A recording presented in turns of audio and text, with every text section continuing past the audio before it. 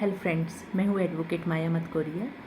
क्या आप किसी की भी फ़ोटो, वीडियो या उसके प्राइवेट फ़ोटो हैं, आप बिना उसकी परमिशन के शेयर कर देते हैं या पोस्ट कर देते हैं तो ये अपराध में आता है।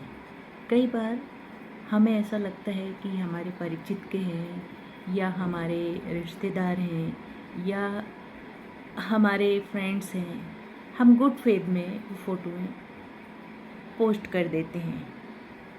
अगर हम दूर का भी कोई है, हम कभी मिले हैं और परिचित हैं, हम पोस्ट कर देते हैं तो ये गलतफहमी भी हो जाती है लोगों को कई बार कि इसमें मैं इतने साल पहले हम इनके साथ घूमने गए थे और आपने वो फ़ोटो पोस्ट कर दी या शेयर कर दी बिना उनके अनुमति के। उसको लेकर उनको या तो गलतफहमी हो जाती है या कई बार फ़ोटो को या वीडियो को लोग एक इमेज से जोड़ देते हैं, एक मुद्दा बना देते हैं। तो ये तो रहा सामान्यतः हमारे परिवारों में, पहले बहुत होता था, आजकल लोग समझने लगे हैं तो थोड़ा सा ऑब्जेक्शन नहीं लेते। लेकिन अभी भी यदि कोई ऐसा फ़ोटो है जिसमें आप पहचान रहे हैं सामने वाले को, और कई बार क्या होता है कि दोस्ती यारी में कहीं ड्रिंक करने चले गए, कहीं पिकनिक पे चले गए, कहीं कुछ चले गए और वो फ़ोटो उनके घर वालों तक नहीं पहुंचना चाहिए और आपने वो फ़ोटो कभी एक एज ए मेमोरी के तौर पर आपने शेयर कर दिया। उसने देखा, उसे बुरा लगा। यदि आपके परिचित के हैं तो आप उनसे पूछिए, बात कीजिए, डिस्कस कीजिए, आप अपनी मेमोरी शेयर कीजिए, उसके बाद आप पोस्ट कर सकते हैं।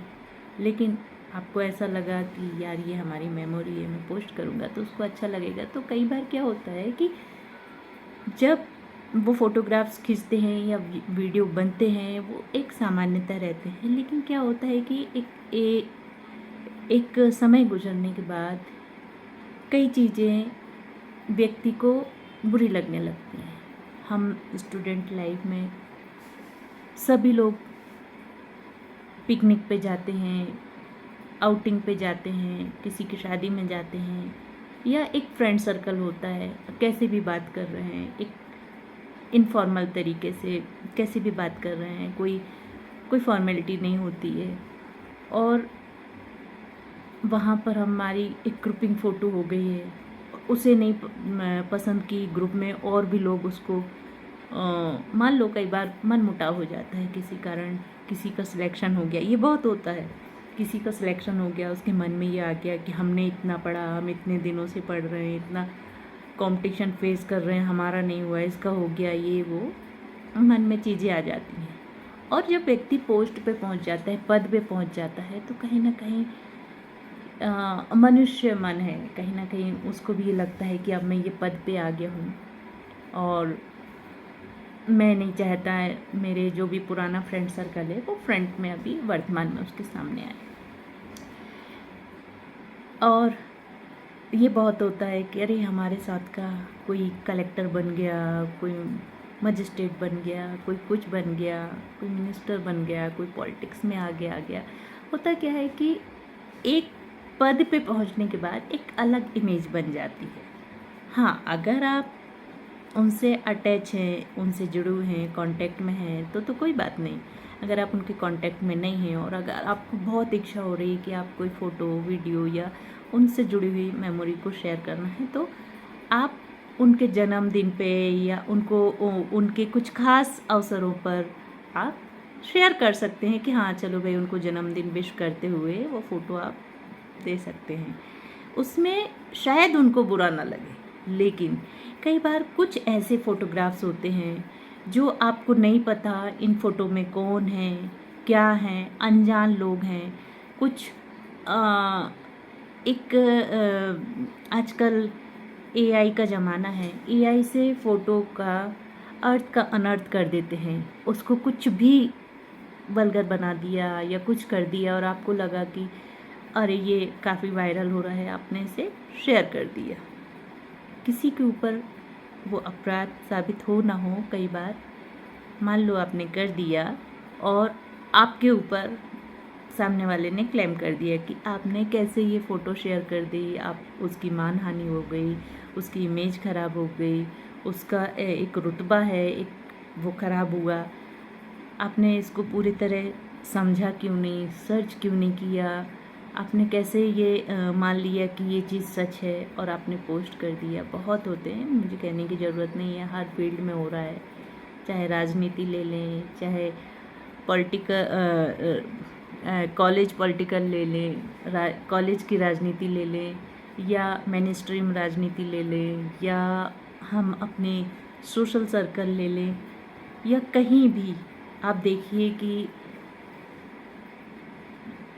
बहुत मीम्स बन रहे हैं, बहुत तरह के, जिनका कोई, और ऐसी न्यूज़ बना देते हैं, ऐसी न्यूज़ बना देते हैं कई बार तो कि हमें लगता है ये सच है।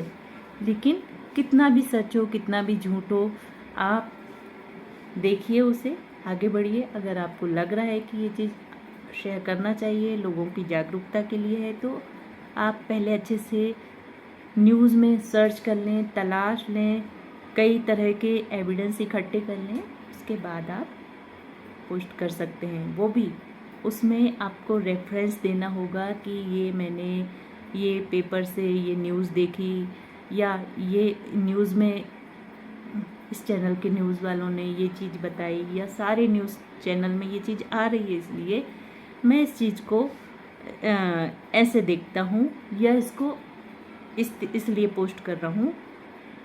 आप लोगों की क्या राय है? इस तरह से आप कर सकते हैं कि कई बार हम सोशल मीडिया चलाते हैं, हमें कई तरह के सवाल मन में उठते हैं, कोई योजनाएं आ गई हैं, कोई एग्ज़ाम आ रहे हैं, या कुछ भी हो रहा है। क्योंकि आप देखिए कई तरह के एग्ज़ाम्स जो कि आते भी नहीं हैं, पोस्टें उनके नाम से सोशल मीडिया पे चला दिया जाता है कि भारत सरकार की इस विभाग में इतनी पोस्टें निकली हैं, इस विभाग में इतनी पोस्टें निकली हैं, आप फॉर्म भर दीजिए, इतने रुपए ऑनलाइन फॉर्म भर के इतना जमा कर दीजिए। तो ये सब नहीं होता, ये सब फ्रॉड होता है। अगर आपने शेयर कर दिया और किसी ने फॉर्म भर दिया, तो वो कहेगा कि आपने शेयर किया था, तो आप पे विश्वास करके उसने उस चीज़ को एक्सेप्ट किया। बेरोज़गारी चरम पर है आज के समय में।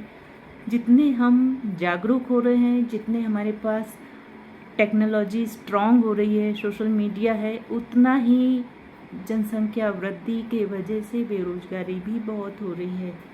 और बहुत से लोग हैं जिनको ठीक से सोशल मीडिया चलाना नहीं आता, या गांव में हैं, तहसील में हैं, या छोटी जगहों पे हैं, पढ़ाई कर रहे हैं या कर रही है, तो उनको लगता है अरे यार ये महिला विभाग में निकली है नौकरी, या क्या बोलते हैं, पुलिस में निकली है नौकरी, या कोई सरकारी उसमें नौकरी निकली है ऑफिस में। इवन कि इतना बेरोजगारी का स्तर हाई हो गया है कि लोग एक चपरासी की नौकरी के लिए भी लाखों एप्लीकेशंस आ जाती हैं। तो ये हमारी विडंबना है कि हम हमारे स्किल को पढ़ाई लिखाई करने के बाद सिर्फ और सिर्फ नौकरी से जोड़ लेते हैं कि नौकरी नहीं मिली तो हमारा जीवन बर्बाद हो जाएगा। ऐसा नहीं है।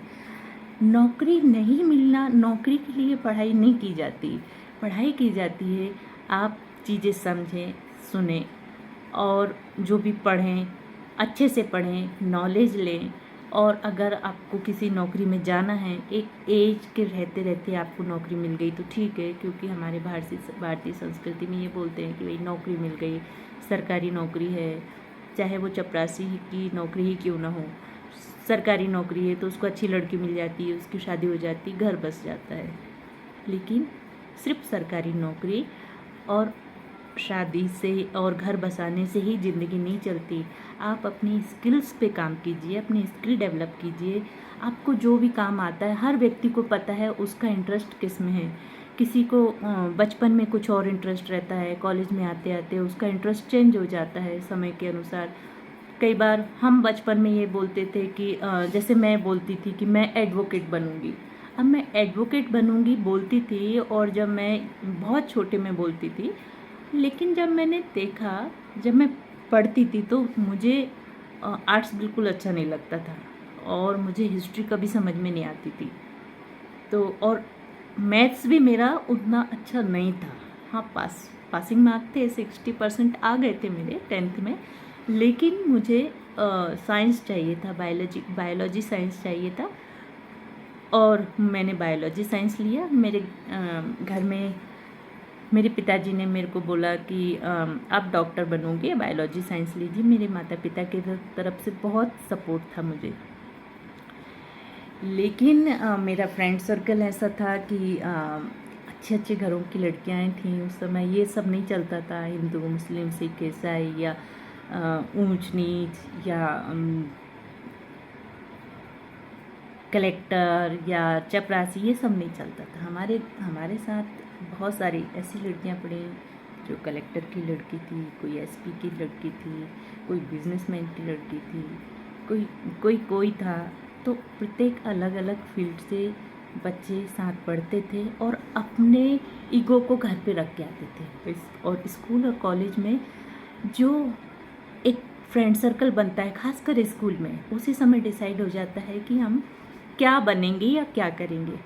अधिकतर तो हमारे समय पे 90s के समय पे ये होता था कि 10th में आते आते ये डिसाइड करते थे कि भाई जो फ्रेंड सर्कल हमारा है, अगर वो क्या बनना चाहेंगे, तो एक फ्रेंड सर्कल में डिसाइड होता था। तो कोई कहता था हम डॉक्टर, अधिकतर पहले लड़कियां डॉक्टर ही बनती थी। फिर 2000 के आसपास का समय आया जिसमें कि अधिकतर लड़के इंजीनियर बनने लगे और लड़कियां भी इंजीनियरिंग लेने लगी। लेकिन पहले लड़कियों को इंजीनियरिंग का था, लेकिन उतना नहीं था। पेरेंट्स भी डरते थे कि नहीं, इंजीनियरिंग करेगी तो उसके बाद ज़्यादा पैसा लगेगा, फिर उसके अकॉर्डिंग उसको लड़का नहीं मिलेगा। तो लेकिन सबका ही एक सा माहौल नहीं था, छोटे शहरों को बता रही हूँ मैं।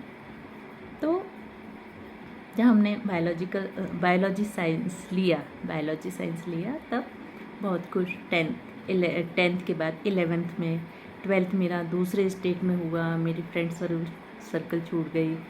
First year second year final BSc मैंने कहीं और से किया। फिर बीएससी आते आते मेरी जब बहुत ज़्यादा तबीयत ख़राब हो गई तो मैं बीमार हो गई। फिर मेरे एमएससी के में एडमिशन नहीं मिल पाया मुझे। फिर मैंने किसी तरह एमए किया। एमए मैंने किया इसलिए था कि उस समय मैं प्लेस नहीं बोलूँगी क्योंकि यहाँ ओपन हो जाएगा काफ़ी कुछ, जो मैं नहीं चाहूँगी। वही जो मैं आपसे समझा रही हूँ कि हम अनजाने में ही बहुत सारी चीज़ें ओपन कर देते हैं जो कि हो सकता है उनको ना पसंद आए। जब हमने बीएससी कर रहे थे, हमारे साथ बहुत तरह तरह की लड़कियाँ लड़के अलग अलग फील्ड में उनके माता पिता नौकरी करते थे, कार्य करते थे, वो जुड़ गए थे। तो हर व्यक्ति का अपने जो उनका सर्कल रहता है उसके अकॉर्डिंग इंटरेस्ट रहता है। जब बीएससी कर रहे थे तो बीएससी में ये था कि भाई हम फॉरेस्ट के एग्ज़ाम देंगे, आईएफएस के एग्ज़ाम देंगे, उसके अकॉर्डिंग भी पढ़ रहे हैं। क्योंकि वहाँ तक आते आते पीएमटी से उसकी क्योंकि पीएमटी के लिए 12th के बाद या फर्स्ट ईयर तक व्यक्ति रिस्क लेता है। उसके बाद पीएमटी का एक अलग क्राइटेरिया होता है पढ़ने का, उतनी मेहनत करने का। और लड़कियों के लिए आज भी वो समस्या है, ये समस्या है कि किसी भी तरह ग्रेजुएशन तक आप अपना डिसाइड कर लीजिए, नहीं तो आपकी शादी कर दी जाएगी। अधिकतर घरों में अभी भी ये है। तो लड़कियों के ऊपर बहुत दबाव होता है, इसलिए ग्रेजुएशन के बाद कोशिश करते हैं। पहले अभी भी है बीए एलएलबी, और ग्रेजुएशन के बाद एलएलबी। तो अब तो काफ़ी कठिन हो गया है, एडमिशन लेना ही कठिन हो गया है। लेकिन हमारे समय में ऐसा होता। अब मैंने जो 7th क्लास में सपना देखा था, हमारे एक परिचित के थे जबलपुर में, तो मेरे पिताजी उनके घर अक्सर ले जाया करते थे। मेरे पिताजी के दोस्त थे, हम बचपन में उनकी लड़कियों के साथ खेलते थे।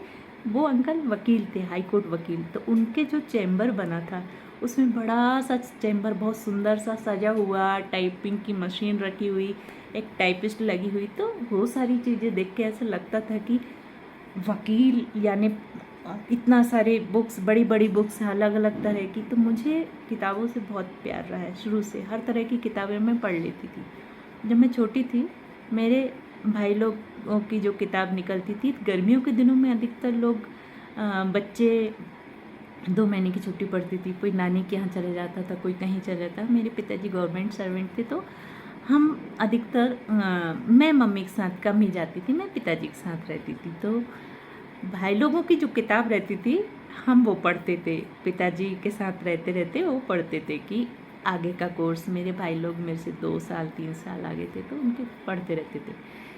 पिताजी बहुत स्ट्रिक्ट थे, पढ़ना अलाउ था, लेकिन ये किस्से कहानियों की किताबें पढ़ना बिल्कुल अलाउ नहीं था। और स्ट्रिक्ट थे, आप किताबें पढ़ो, आप अपनी जो भी आपको नॉलेज लेना है वो चीज़ें पढ़ो। इवन कि मेरे पिताजी मेरे मामले में इतने स्ट्रिक्ट थे कि मुझे सिलाई भी नहीं सीखने दी, कि नहीं नहीं ये सब करने के लिए तुमको हम नहीं पढ़ा रहे हैं, तुम्हें डॉक्टर बनाएंगे। ये बचपन से प्रेशर था। और जब हम 10th हमने पास की, 11th में आए, हमने बायोलॉजी साइंस लिया, तो बहुत सी चीज़ें हमारे लिए टफ हो गई। दूसरी जगह चले गए, 12th दूसरे ज़िले से किया, 2 महीने की मात्र पढ़ाई हुई, उस बीच मुझे टाइफाइड हो गया। तो जब दूसरे ज़िले से किया, बिल्कुल इंटीरियर का ज़िला है एक, डिंडोरी, वहाँ से मैंने किया, वहाँ से 12th किया। 12th के बाद ना फॉर्म हमने भरा पीएमटी का, ना कुछ हुआ। फिर फर्स्ट ईयर में आके फॉर्म भरा बीएससी करते करते। कहने का मतलब ये है कि हम बचपन से जो सपना जो पालते हैं, उसके अकॉर्डिंग कई बार परिस्थितियाँ नहीं मिल होती हैं। कई बार हमारे पेरेंट्स की परिस्थितियाँ ऐसी रहती हैं, प्रत्येक पेरेंट्स इतने सक्षम नहीं होते, या सरकारी नौकरी में होते थे, या छोटी नौकरियों में, या छोटे बिजनेस में होते। और अब देखिए, मेरे साथ का मैं किस्सा आधा बताते रह गई कि जब वो वकील अंकल के यहाँ जाते थे, तो उनका चैम्बर देख के मुझे बड़ी खुशी होती थी। बचपन से ही मैंने मन में कहीं ना कहीं मेरे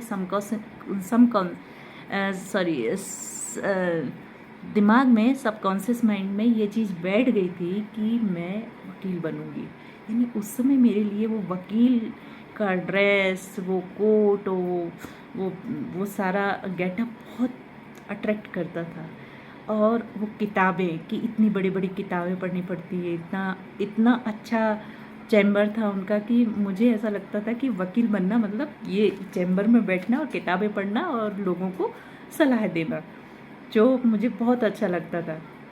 लेकिन प्रैक्टिकल लाइफ में जब मैंने 11th किया, 12th किया, बीएससी कंप्लीट हुई, परिस्थितियों बस मैंने एमएससी नहीं कर पाई, और पीएमटी में मेरा एक ही बार एग्ज़ाम दिया और नहीं हुआ। फिर मैं हमारे साथ एक कलेक्टर साहब की बच्ची पढ़ती थी, तो हमसे बहुत आगे थी वो।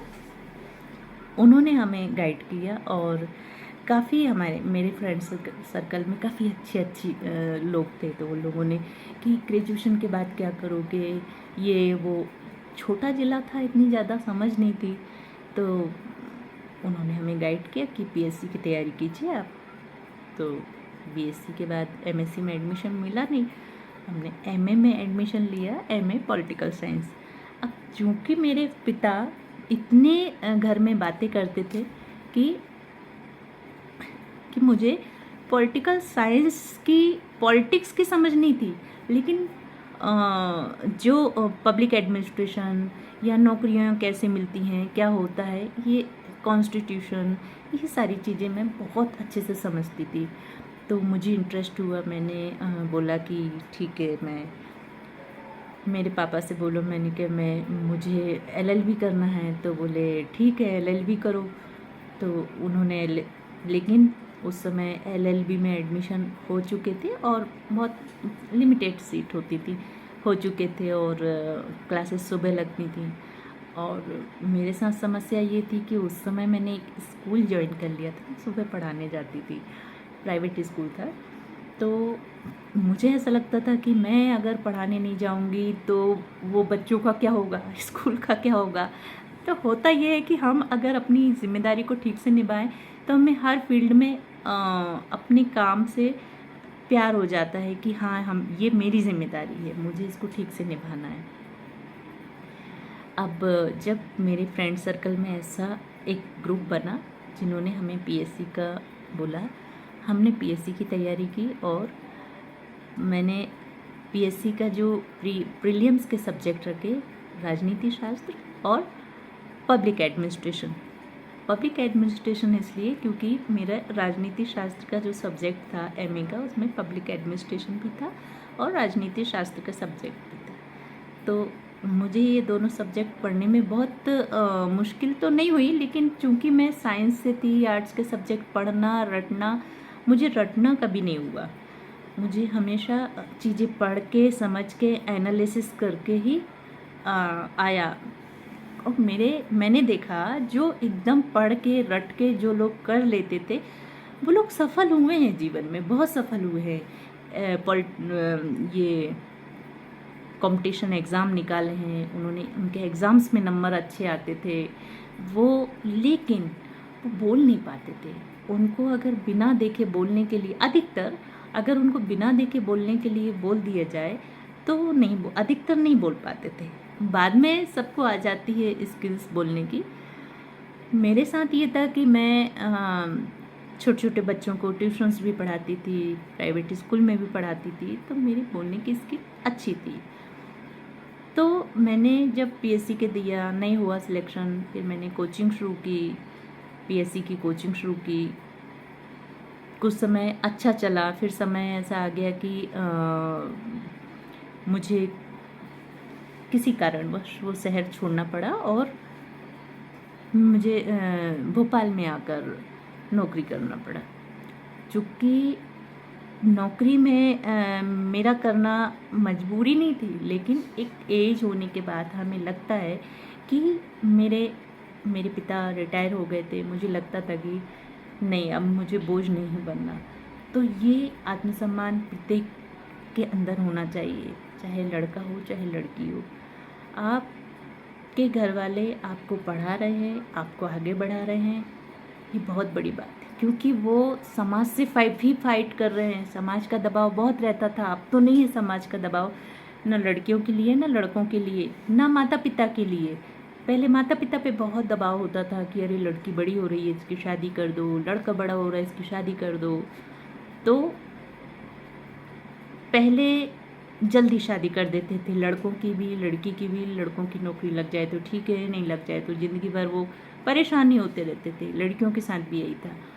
उन सारी विपरीत परिस्थितियों के बाद भी मेरे माता पिता ने समाज को फाइट किया, सब कुछ संभालते हुए मुझे फ्रीडम दी, आप पढ़ो, जितना पढ़ना हो पढ़ो, लेकिन शिकायत नहीं आनी चाहिए। इस चीज़ का हमने मान रखा, शिकायत कभी नहीं आने दी। और मैंने बहुत कोशिश की। फिर प्राइवेट जॉब के साथ साथ मैंने अपनी पढ़ाई जारी रखी, एलएलबी किया।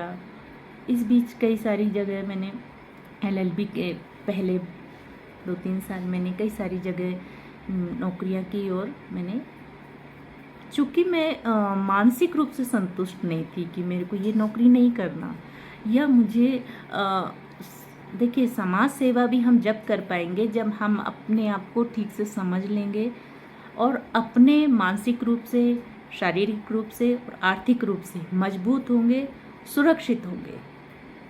पहले लड़कियों के लिए मानसिक रूप से सुरक्षित होना बहुत थोड़ा सा मुश्किल हो जाता था। शारीरिक रूप से सुरक्षित रहती थी क्योंकि घर परिवार सब रहते थे, जॉइंट फैमिली रहती थी। आर्थिक रूप से भी इतनी प्रॉब्लम नहीं होती थी क्योंकि पेरेंट्स का साथ है। लेकिन सबसे ज़्यादा होती है हमारी मानसिकता की। पढ़ना हमको है, एग्ज़ाम हमको देना है, जब हम जा रहे हैं तो वहाँ देख रहे हैं कितने सारे बच्चे हैं, बड़ी बड़ी गाड़ियों से आ रहे हैं, ये आ रहे हैं, वो, तो ये परेशान कर देता है बच्चों को। किसी को लग्जरी मिली हुई है, अच्छी कोचिंग्स में जा रहे हैं, अच्छी अच्छी जगह पढ़ रहे हैं, उनको सब कुछ हाथ पे मिल रहा है। मिडिल क्लास में अधिकतर बच्चों को खुद स्ट्रगल करना पड़ता है। और हम सब मिडिल क्लास में, अधिकतर सभी मिडिल क्लास में आते हैं। जो हायर क्लास है उन्हें इतनी ज़्यादा मुश्किल नहीं होती, उनका शुरू से सेट रहता है कि माता पिता का बिजनेस है तो बिजनेस में ही जाएंगे और बिजनेस के स्किल्स ही उनमें रहते हैं।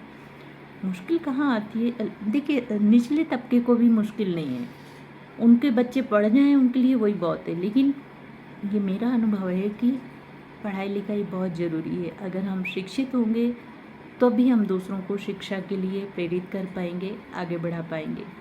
और मध्यम वर्ग हमेशा से ही आगे बढ़ने का एक ख्वाहिश रखता चला आता है, और मध्यम वर्ग हमेशा ये सोचता है कि जब से ये नौकरियों का पिछले 100-150 सालों से आया है ये,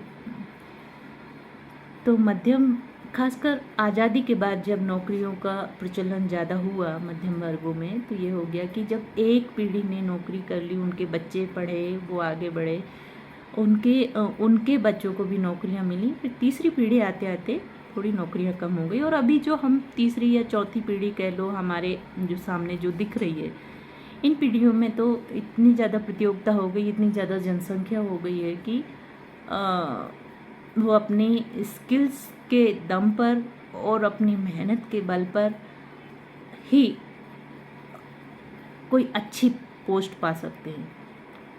यदि हमारा एक ग्रुप है, मान लो 10 लोगों का या 5 लोगों का, और हम अच्छी तैयारी कर रहे हैं, उसमें से अगर 2 का भी सिलेक्शन होता है तो ये मान के चलो बहुत बड़ी बात है। 3 का नहीं हुआ तो वो 3 धीरे धीरे अलग होते जाएंगे।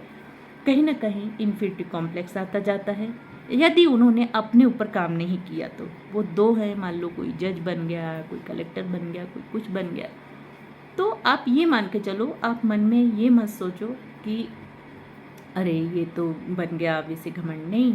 इतना दबाव होता है नौकरियों में, इतनी समस्याएं फेस करते हैं कि धीरे धीरे वो फ्रेंड सर्कल से कोशिश करते हैं कि थोड़ा सा टाइम ना दें, दूरियां बना लें, क्योंकि उनको वहाँ के अकॉर्डिंग ढलना होता है, वहाँ के अकॉर्डिंग प्रॉब्लम फेस करनी पड़ती है। ठीक है, नौकरी लग जाती है, अच्छा पैसा मिलता है, पद मिलता है, रुतबा मिलता है, सब कुछ मिलता है, लेकिन उनकी आने वाले समय की जिम्मेदारियाँ भी हो जाती हैं, पारिवारिक जिम्मेदारी, फिर एक सोशल जिम्मेदारी, फिर जो पद पे रहते हैं वहाँ की जिम्मेदारी, तो जिम्मेदारियों से लद जाता है व्यक्ति।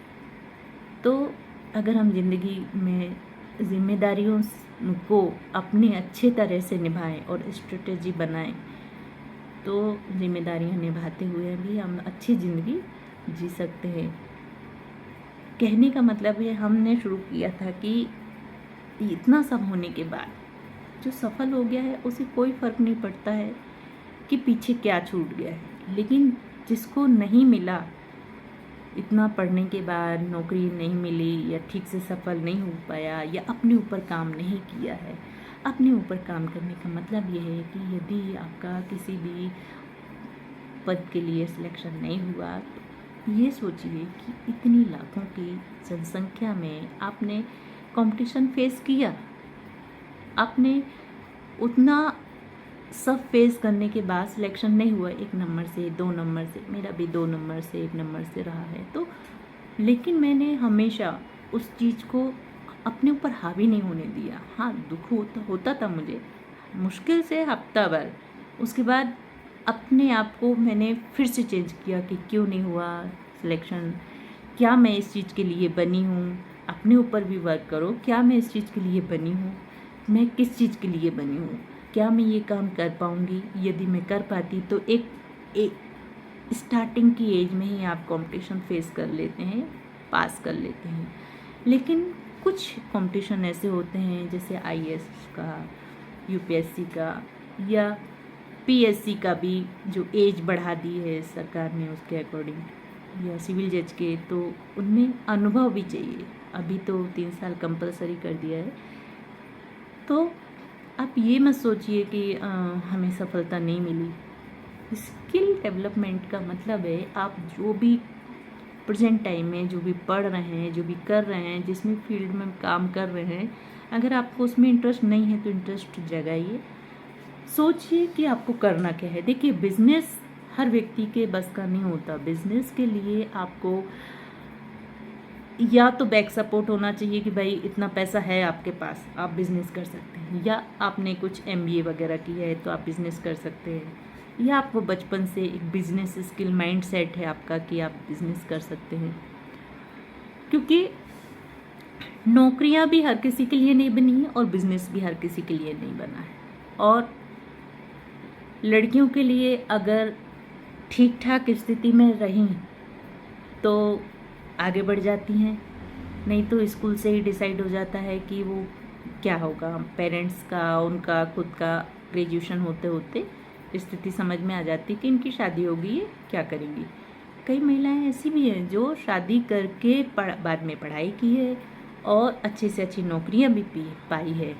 तो ऐसा नहीं है कि लड़कियों में या महिलाओं में बाद में पढ़ने की क्षमता चली जाती है। प्रत्येक स्थिति में अपने मानसिक स्थिति को मजबूत रखते हुए वो पढ़ती हैं, आगे बढ़ती हैं। लेकिन अभी के बच्चे थोड़ा सा टेक्नोलॉजी आने की वजह से इतने ज़्यादा मतलब उसमें टेक्नोलॉजी में घुस गए हैं कि मिसगाइड हो जाते हैं। कई बार उन्हें नहीं समझ में आता क्या करें। मैंने कईयों को बोला है कि भाई आप मेरे पास आते हैं, केसेस आते हैं कि भाई हमें क्या करें, हमें समझ में नहीं आता। मैं समझाती हूँ कि देखो, आपको जो जहाँ से भी शुरू कर रहे हैं, जब हम पैदा हुए थे हमें पता था हम कहाँ हुए हैं, कहाँ पढ़ेंगे, क्या करेंगे। अगर हम एक एज में आ गए हैं कि हमें समझ में आने लगा है कि भाई हमें कुछ करना चाहिए और आपको समझ में नहीं आया और आप किसी से सलाह ले रहे हैं, तो पहले तो आप अपनी पूरी प्रॉब्लम, मैं पहले तो सारी प्रॉब्लम सुनती हूँ कि हाँ ये, फिर उसके बाद उनको ऑप्शन देती हूँ कि आप इन 3-4 चीज़ों में आपका मैंने इंटरेस्ट देखा, तो आप क्या इन 3-4 चीज़ों में से क्या करना चाहेंगे। अगर आप बिजनेस करना चाह रहे हैं तो कैसे शुरू करेंगे, प्लेटफॉर्म कैसे स्टार्ट करेंगे, आप उसका बैकअप के लिए क्या है आपके पास। कई बार ज़रूरी नहीं कि हमारे पास पैसा हो, एक हौसला रहता है, कर्मठ रहता है व्यक्ति, उसकी इतनी ज़्यादा बुद्धि चलती है कि वो लोन लेकर, लोगों के जोड़कर, टीम वर्क करके और वो अपना बिजनेस शुरू कर लेता है और वो बिजनेस में सफल भी होता है। ठीक है, ज़्यादा हाई फाई नहीं होता लेकिन सफल होता है, बहुत अच्छी ज़िंदगी जी लेते हैं जिसमें 10-50 लोगों को नौकरी भी दे देते हैं। बहुत से ऐसे बिजनेस हैं, रेस्टोरेंट बिजनेस है, या कुछ लोग ठेकेदारी का काम करने लगते हैं जो कई मज़दूरों को अपने अंडर रख के काम देते हैं। कई तरह के बिजनेस हैं। कहने का मतलब ये है कि हमने शुरू किया था कि हमें इतनी सारी जानकारी होने के बाद, इतनी चीज़ें समझ होने के बाद, अगर हमारे हाथ में फ़ोन आ रहा है या टेक्नोलॉजी आ रही है तो उसका हम सही इस्तेमाल करें। इसमें अपना समय बर्बाद ना करें कि कोई मीम्स आया, कोई पोस्ट आए, किसी मंत्री मिनिस्टर के विरुद्ध आए, किसी सोशल मीडिया में कोई एआई के द्वारा उसको गलत तरीके से बनाया है, किसी अपने जान पहचान का है या अनजान का है, या किसी का भी कुछ भी ऐसा जिसमें मजाक बन रहा है, उसकी इज्जत पे बात आ रही है, उसकी मानहानि हो रही है, जो कि प्रत्येक व्यक्ति ये बहुत अच्छे से समझता है कि ये वीडियो अगर खुद को आप अपने मज़े के लिए, हंसने के लिए आपने वो देखा और आपने, ठीक है, आपके सामने आ गई, आपने हंसा और उसको ड्रॉप कर दो, वहीं आगे मत बढ़ो। क्या पता आपने किसी और को, कि मैं अपने फ्रेंड को शेयर कर देता हूँ या कहीं और शेयर कर देता हूँ, वो आगे से आगे जाते चली जाएगी। और इस तरह से वो वीडियो जिसमें आपने अपनी हंसी जाहिर की थी, किसी और के लिए दुख का कारण बन जाए, तो यहाँ फिर साइबर अपराध हो जाता है। फिर बाद में व्यक्ति कहता है मैंने तो कुछ किया नहीं था। शुरू में जब सोशल मीडिया आया था तो मुझे भी बहुत सारी चीज़ें नहीं पता थी, क्या होता है क्या नहीं होता है। तो हाँ, लेकिन इतना था कि हम पोस्ट नहीं करते थे, शेयर नहीं करते थे। तो लेकिन चीज़ें धीरे धीरे समझ में आई। हमारे लिए तो बहुत मुश्किल था। मैंने तो सोशल मीडिया 2006 से शुरू कर दिया था, क्योंकि मैं शेयर मार्केट में थी। मुझे बहुत सारी चीज़ें इजीली मिल जाती थी, इंटरनेट मिल जाता था। उस समय इंटरनेट मिलना बहुत मुश्किल था, चीज़ें समझ में आ जाती थी। लेकिन और पहले फेसबुक बनता भी मुश्किल से था। जो मैंने पहला फेसबुक बनाया वो आज भी नहीं पता मुझे, मैंने कौन सा पासवर्ड डाला, कब बनाया, क्या हुआ, क्या डिलीट कर दिया। मैंने ही शायद 2010 आते आते उसको डिलीट कर दिया था और दूसरा बनाया था। तो उस समय इतना नहीं था, अभी बहुत हो गया। अभी एआई आने के बाद तो बहुत ज़्यादा हो गया। कोई मीम आया, किसी की इमेज ख़राब हो रही है, कुछ गलत गाली गलौज हो रही है, या कुछ भी ऐसी न्यूज़ आ रही है जो सच नहीं है, बिल्कुल शेयर करना बंद कर दीजिए, पोस्ट करना बंद कर दीजिए। अच्छी चीज़ें पोस्ट कीजिए ना आप अपनी। ये सोशल मीडिया, ये टेक्नोलॉजी इतनी अच्छी है कि आप इसे सही तरीके से इस्तेमाल करो तो ये आपको कमाई करके भी देगी, उन लोगों से ज़्यादा कमाई करके देगी जो बड़े बड़े पदों पे बैठे हैं, जो लाखों कमा रहे हैं। उनसे ज़्यादा आप लाखों से लाखों ज़्यादा कमाएंगे। तो कहने का मतलब ये है कि हम बचपन में जो सपना देखते हैं, बड़े आते आते सपने बदल जाते हैं, परिस्थितियाँ बदल जाती हैं।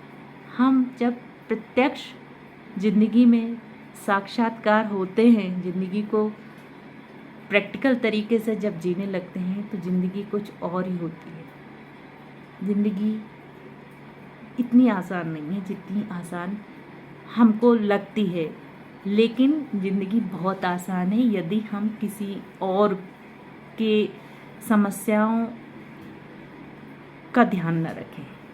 हम सिर्फ और सिर्फ अपनी समस्याओं पे फोकस करते हैं। हमें ये देखना चाहिए कि जितना हमारा जीवन कीमती है, जितना हमें हर चीज़ अच्छी या बुरी लगती है, उतना ही किसी और को भी अच्छी या बुरी लग सकती है। किसी की प्राइवेसी का सवाल है, किसी के पर्सनल लाइफ का सवाल है। तो इसलिए IT एक्ट के तहत किसी भी पोस्ट को, किसी भी वीडियो को, किसी की पर्सनल फ़ोटो को बिना उसकी अनुमति के, यदि आपका परिचित का है तो बिना उसकी अनुमति के पोस्ट मत कीजिए या शेयर मत कीजिए, या उस पर कोई भी इस तरह का कमेंट मत कीजिए। ये साइबर अपराध है और नए कानून की धाराओं के तहत भी ये अपराध की श्रेणी में आते हैं। इसलिए सावधान रहिए, सतर्क रहिए, अपने आप पे काम कीजिए।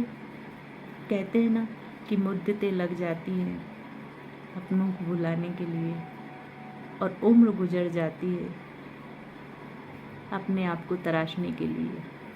अपने मतलब जो हमारे बचपन से लेके बड़े तक जो फ्रेंड सर्कल होता है, हम उसको ही अपना मान लेते हैं। पेरेंट्स, माता पिता, भाई बहन, ये तो रहते ही हैं, लेकिन प्रत्येक बच्चे का, चाहे बच्ची हो या बच्चा हो, प्रत्येक का परिवार या अपना वो स्कूल का जो रहता है, स्कूल टाइमिंग की जो फ्रेंडशिप रहती है, वो स्कूल जाती है इसलिए कि मेरी फ्रेंड आएगी, आज ये होगा, आज ये फंक्शन है, वो फंक्शन आने वाला है। तो फ्रेंड सर्कल ही इतना अच्छा रहता है कि हम पेरेंट्स को छोड़ के 4-4, 6-6 घंटे स्कूल में रह जाते थे। तो उनको भी अपना कहा जाता है कि मुद्दतें गुजर जाती हैं अपनों को बुलाने के लिए, और ज़िंदगी गुजर जाती है अपने आप को तराशने के लिए। तो अपने आप को तराशिए, अपने आप पे काम कीजिए। जनसंख्या बहुत बढ़ रही है, बहुत तेज़ी से बढ़ रही है, और प्रत्येक व्यक्ति को अपनी अपनी जिम्मेदारी संभालना, जानना बहुत ज़रूरी है। तो आप भी अपनी ज़िम्मेदारी अच्छे से निभा रहे हैं, जान रही हूँ मैं। और सावधान रहिए, सतर्क रहिए, दूसरों को भी बताते रहिए कि भाई इस तरह की सारी चीज़ें अपराध है। प्रत्येक व्यक्ति मोबाइल पर आ गया है, मोबाइल से ही ज़िंदगी शुरू हो रही है, सुबह हो रही है, मोबाइल से ही शाम हो रही है, और मोबाइल से ही गुड नाइट हो रही है।